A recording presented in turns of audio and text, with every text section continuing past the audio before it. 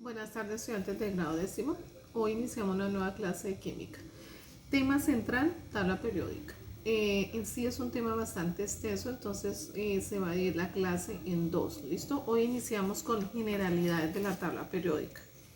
Entonces, la tabla periódica primero que todo es como un esquema gráfico donde encontramos reunidos todos los elementos químicos. ¿Cómo se encuentran organizados?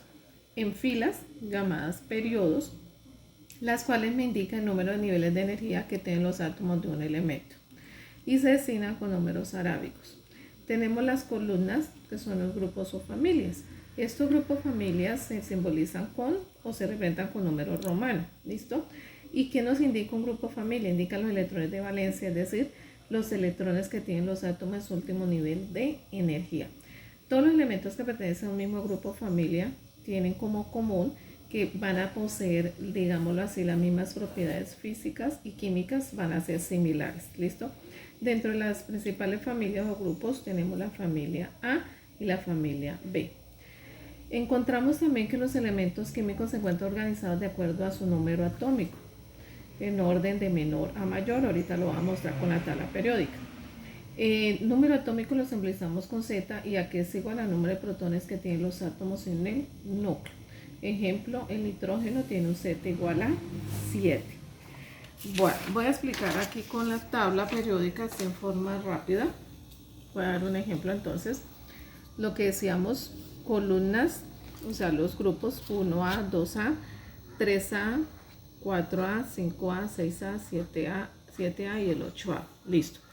Las filas aquí, miren, con los periodos. Entonces, periodo 1, 2, 3, 4, 5, 6 y 7, es decir, son 7 periodos. ¿Listo? Los periodos indican los niveles de energía que tienen los átomos de ese elemento. ¿Listo? Y las familias o los grupos indican los electrones de valencia.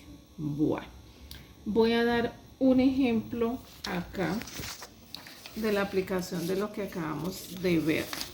Bueno, miremos este ejemplo. Tomo el nitrógeno. Entonces, el nitrógeno, si miramos en la tabla, vamos a encontrar que tiene dos numeritos. Uno en la parte superior y en la parte inferior. El número de la parte superior se llama Z, que es el número atómico, y me indica los protones. ¿Qué quiere decir esto? Que el nitrógeno tiene, en sus átomos, tiene 7 protones. El número inferior, que siempre es más grande, aquí es 14, es la masa atómica, se simboliza con A. Aquí es igual a los protones más los neutrones. Entonces, si A vale 14 y yo sé que tiene 7 protones, entonces, ¿cuántos neutrones tendrá? Pues 7, para que al sumarlo con este 7 me dé 14. Vamos a seguir hablando de este elemento, el nitrógeno. Grupo, entonces, lo ubico aquí, mírenlo, nitrógeno, grupo. Entonces, como está en el grupo, ¿qué? 5A. ¿Listo? ¿Cuántos electrones de valencia tiene entonces? Siempre es igual los electrones de valencia al número del grupo, o sea que tiene 5 electrones de valencia. ¿Cuál es el periodo? Entonces empezamos a mirar así, 1 y sería 2. Usted pertenece al periodo 2, es decir que tiene, ¿cuántos niveles de energía tienen los átomos del nitrógeno? Entonces van a tener 2 niveles de energía. ¿Listo? Entonces, grupo 5A, electrones de valencia 5, que es igual al grupo periodo 2, o sea, ¿cuántos niveles de energía tienen los átomos del elemento nitrógeno? Van a tener 2 niveles de energía. Número atómico 7 y masa atómica 14. Bueno, algo también que necesitamos hoy empezar a manejar es cómo se clasifican los elementos en la tabla periódica. Los vamos a clasificar en 3 grandes grupos. Entonces, muestro acá. En la tabla que se les va a enviar en la guía aparecen metales, no metales y metaloides. Metales de blanquito, mírenlo. No metales como grisecitos y metaloides, estos que están como más oscuritos, que forman como una escalerita. ¿Listo? Entonces, metales, no metales y metaloides. Voy a hablar en términos así, a grandes rasgos, características. Metales generalmente lo encontramos en el grupo 1A, 2A, 3A. Metaloides anfóteros generalmente algunos del grupo 3A, 4A, 5A. Y no metales, grupo 4, 5, 6 y 7A y 8A. Listo. Metales son duros, lustrosos, generalmente son sólidos, brillantes, ¿sí? Maleables, o sea que ya ustedes manejan bastante estos términos, o sea que se dejan reducir a láminas. Dúctiles quiere decir que también se dejan reducir, pero es para formar hilos, por eso hacen, por ejemplo, las cadenitas de plata, de oro. Conducen el calor y la electricidad, se oxidan, o sea, reaccionan con el oxígeno del aire para formar óxido, forman con el agua unos compuestos llamados bases o hidróxidos, y algo importante, ceden electrones cuando un elemento metal se une con otro elemento metal, con otro elemento no metal, entonces el metal cede electrones, listo, para formar moléculas. Los metaloides, que son los que dijimos que quedan como en escalerita, se comportan a veces como metales y como no metales.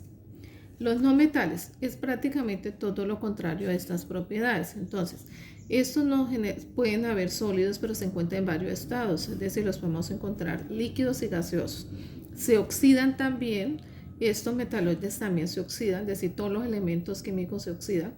No son maleables, es decir, no se dejan moldear para formar láminas. No son dúctiles, es decir, no se moldean para formar hilos. Forman con el agua un compuesto llamado ácidos, ¿listo? Recordemos, los metales forman bases o hidróxidos y los no metales forman ácidos. Al contrario de los metales, como estos metales ceden electrones, ¿quién los coge? Los no metales. Entonces los no metales atraen electrones cuando se unen con otro átomo para formar moléculas. Y algo muy importante, son muy electronegativos. ¿Qué quiere decir electronegatividad? Que es lo que vamos a trabajar la próxima clase, es la tendencia que tienen algunos átomos de atraer electrones. Que los no metales atraen electrones, por eso se llaman, son muy electronegativos, a diferencia de los metales que como ceden tienen una electronegatividad baja. ¿Listo? Entonces, aquí está como resumido la clasificación de los elementos químicos. Bueno, entonces espero que con esta sencilla explicación, digamos, les quede bastante claro algunas generalidades y propiedades de la tabla periódica y que para que las tengan en cuenta en el desarrollo de la guía. Muchas gracias.